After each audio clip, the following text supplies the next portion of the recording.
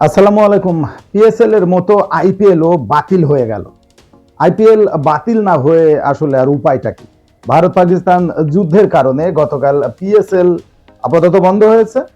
আজকে হিন্দুস্তান টাইমসের সংবাদ অনুযায়ী আইপিএল স্থগিত করা হয়েছে। আসলে আইপিএল স্থগিত না করে কোনো উপায়ই ছিল না। ধর্মশালা স্টেডিয়ামে গতকাল খেলা হচ্ছিল পাঞ্জাব কিংস বনাম দিল্লি ক্যাপিটালসের। প্রথম ইনিংসের খেলাটা চলতেছে, এর ভেতরে তার ঠিক 100 কিলোমিটারেরও কাছাকাছি পাকিস্তান মিসাইল হামলা করেছে। মিসাইল হামলা পাকিস্তান করবে এটাই স্বাভাবিক, কারণ ভারত অলরেডি ড্রোন হামলা করেছিল রাওয়ালপিন্ডি স্টেডিয়ামের কাছাকাছি, এবং সেই কারণে আসলে পিএসএলটা স্থগিত হয়ে যায়। এবং ঠিক তেমনই একটা পাল্টা আঘাত যেন পাকিস্তান করলো এবং আইপিএলটা আসলে বন্ধ হয়ে গেল। গতকালকার ম্যাচটা ড্রও হয়নি, কোনো দল পয়েন্টও পায়নি, জাস্ট ম্যাচটা বন্ধ হয়েছে এই আর কি। অনির্দিষ্টকালের জন্য আসলে আইপিএল বন্ধ হয়েছে, কারণ খেলোয়াড়দের নিরাপত্তার অধিকারটা হলো সর্বোচ্চ। আইপিএল কমিটি তারা কিন্তু এটা নিশ্চিত করেছে যে আসলে কবে আইপিএল আবার শুরু হবে সেটা আসলে বলা যাচ্ছে না। সব থেকে ইন্টারেস্টিং ব্যাপার হলো আইপিএল এর আগে কখনো বন্ধ হয়নি, বন্ধ হওয়ার ইতিহাস নাই। দেশের নির্বাচন হয়েছে, করোনা হয়েছে, তবুও কিন্তু আইপিএল খেলা চলেছে, আইপিএল বন্ধ হয়নি। কিন্তু এই প্রথমবারের মতো আইপিএলটা বন্ধ করতে হলো, এমন একটা অবস্থা। বিদেশি প্লেয়াররা আসলে কোনোভাবেই ভারতকে আর বিশ্বাস করতে পারছে না, ভারতে অবস্থান তারা করতে চাইছে না। বিশেষ করে অস্ট্রেলিয়ান প্লেয়াররা, আমরা জানি যে অস্ট্রেলিয়ার অনেক প্লেয়ার কিন্তু আইপিএলে খেলছে, সব নামি দামি প্লেয়াররা, কেউই আসলে ভারতকে নিরাপদ মনে করতে পারছে না। পারবেই কিভাবে? এত কাছাকাছি যদি মিসাইল পড়ে তাহলে আসলে করণীয়টাই কি? এবং গতকালকের যে ধর্মশালায় পাঞ্জাব এবং দিল্লির যে ম্যাচ ছিল, এবং তাদের ভেতরকার বিদেশি প্লেয়ার এবং নিজস্ব প্লেয়ার প্রত্যেককে আজকে সকালে একটা বিশেষ ট্রেনে করে দিল্লিতে নিয়ে যাওয়া হয়েছে, এবং খুবই সতর্কতা অবলম্বন করে।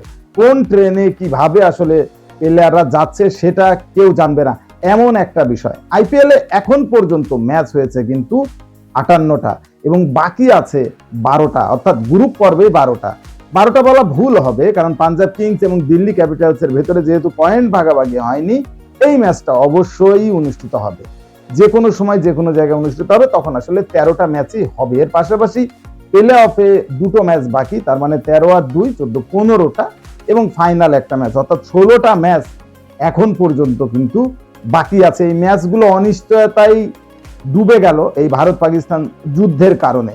এবং আমার কাছে যে সংবাদ আছে সেই সংবাদ অনুযায়ী আসলে আইপিএল এর এবারকার পরবর্তী ম্যাচগুলো শিফট হয়ে যেতে পারে বিদেশে। কোথায় শিফট হতে পারে? সেটা সাউথ আফ্রিকায় সর্বোচ্চ চান্স। সাউথ আফ্রিকায় আসলে বাংলাদেশ আইপিএল এর বাকি যে ম্যাচগুলো, সেই ম্যাচগুলো আসলে অনুষ্ঠিত হবে, এমন একটা সংবাদ আমার কাছে আছে। যাই হোক, সব মিলিয়ে আসলে যুদ্ধের কারণে এমন একটা অবস্থা, এত বড় একটা টুর্নামেন্ট, সেই টুর্নামেন্টটাও বাতিল ঘোষণা করতে হলো। ভারতের কোনো কিছু করণীয় নেই, কোনো শক্তি আসলে আইপিএল পিএসএল কোনো টুর্নামেন্টকেই নিরাপদ মনে করছে না। 2টা টুর্নামেন্টই আসলে আপাতত স্থগিত হয়ে গেল এই যুদ্ধের কারণে। আসলে এই যুদ্ধ, মহামারী, হানাহানি কেউই পছন্দ করে না। ভারত পাকিস্তান দুই দেশেই কিন্তু ক্রিকেটের একটা জনপ্রিয়তা আছে, ক্রিকেটের অনেক বড় জনপ্রিয়তা আছে। সেই জায়গা থেকে আসলে দুই দেশই কিন্তু ক্ষতিগ্রস্ত হলো, এবং বাকি ম্যাচগুলো যেহেতু বাইরের দেশে করতে হবে সেহেতু তাদের কস্টিংটাও বাড়লো। সব মিলিয়ে আসলে সবার জন্যই একটা ক্ষতি হলো। যাই হোক, ভালোই ভালোই বিদেশি প্লেয়াররা তারা তাদের নিজ জন্মভূমিতে যাক, সেটাই প্রত্যাশা। এবং আইপিএল পিএসএল 2টো টুর্নামেন্টই দেশের বাইরে সুন্দরভাবে হোক, সেটাই প্রত্যাশা করতেছে। আপনাদের কোনো মূল্যবান মতামত থাকলে সেটা কমেন্টসে জানান। স্পোর্টসের সর্বশেষ আপডেট জানতে স্পোর্টস চ্যানেলটি এক্ষুনি সাবস্ক্রাইব করে বেল আইকন বাজিয়ে দিন। ধন্যবাদ।